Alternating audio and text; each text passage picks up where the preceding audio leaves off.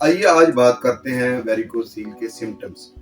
ब्राय करम हमारी हौसला अफजाई के लिए हमारा चैनल ज़रूर सब्सक्राइब कीजिए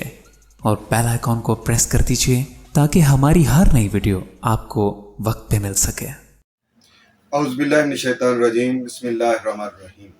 अस्सलाम वालेकुम ख़वातीन व हज़रात, मैं हूं आपका होम्योपैथिक डॉक्टर रिजवान साकिब और आपसे मुखातिब हूं शमा होम्यो क्लिनिक लाहौर पाकिस्तान से।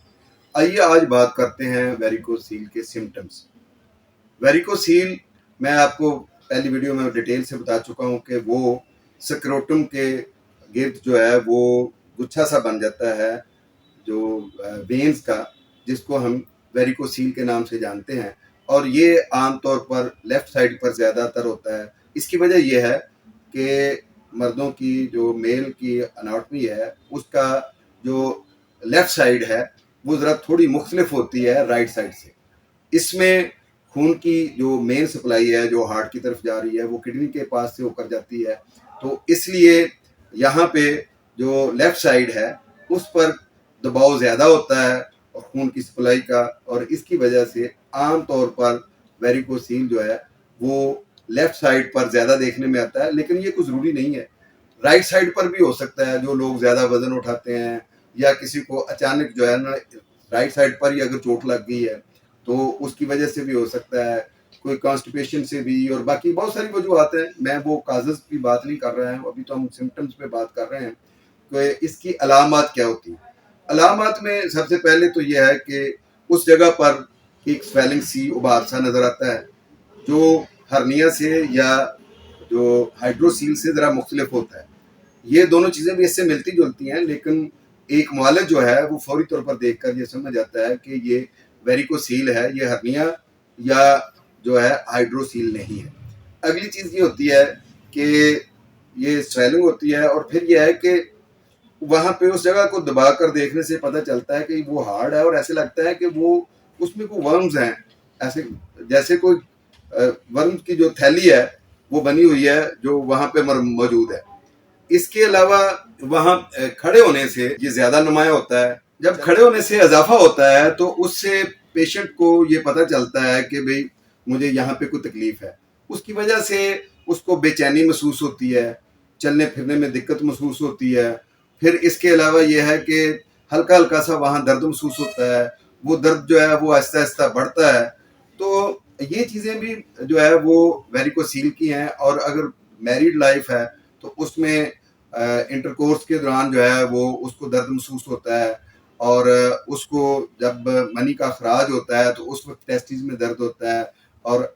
जो जमा के बाद दर्द फील होता है। इस तरह की जब अलामत आती हैं तो उसको ये इस चीज़ का वो जो है वो शक ही होता है, और उसको ये होता है कि मैं किसी डॉक्टर से मशवरा करूं जिससे मुझे पता चले जब इस तरह के सिम्टम्स आते हैं कि भाई ये कहीं मुझे कोई प्रॉब्लम हो रहा है यहाँ पे, तो डॉक्टर ये डायग्नोज करके ये देखता है कि ये क्या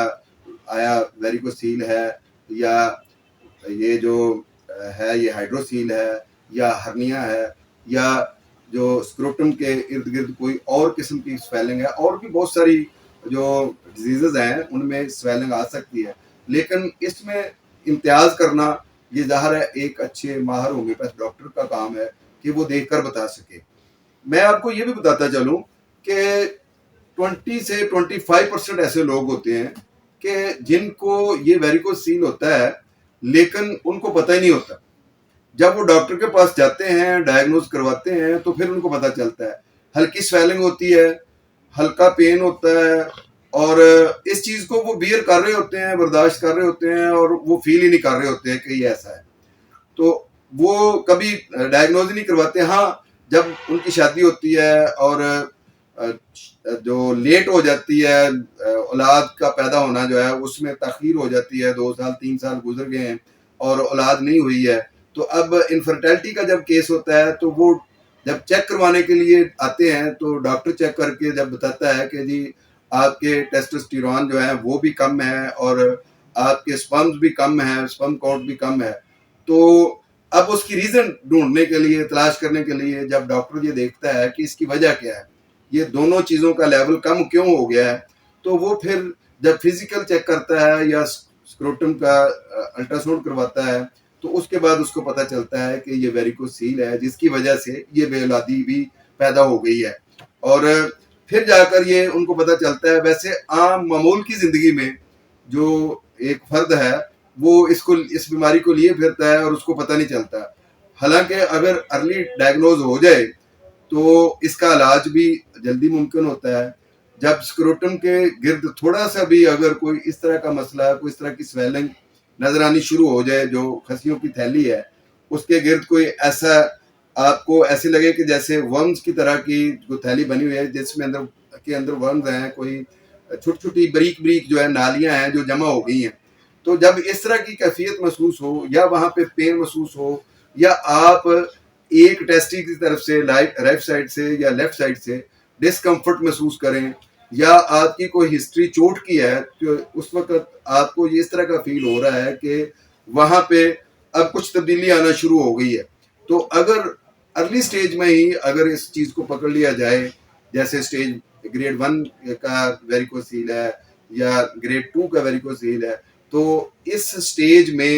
ہومیوپیتھک کی بڑی بیسک سی اور عام سی میڈیسنز کے ذریعے سے علاج کیا جا سکتا ہے۔ لیکن اگر یہ 4th سٹیج میں چلی جائے تو یہ مرض کمپلیکیٹڈ ہو جاتا ہے، پھر اس کا علاج مشکل ہو جاتا ہے، تو اس لیے ہمیں یہ چاہیے کہ ہم اس کا ارلی جو ہے نا وہ علاج کروائیں، اور ہومیوپیتھی کے ذریعے سے اس کا علاج ممکن ہے۔ بہت شکریہ، اللہ حافظ، السلام علیکم۔ شمع ہومیو کلینک اب آن لائن چیک اپ کی سہولت بھی فراہم کر رہا ہے۔ دنیا کے کسی بھی کونے سے اب آپ گھر بیٹھے کسی بھی مرض کے بارے میں آڈیو اور ویڈیو کال کے ذریعے مشورہ کر سکتے ہیں۔ مزید معلومات کے لیے رابطہ کیجیے 0303 7578 803 0303 7578 803۔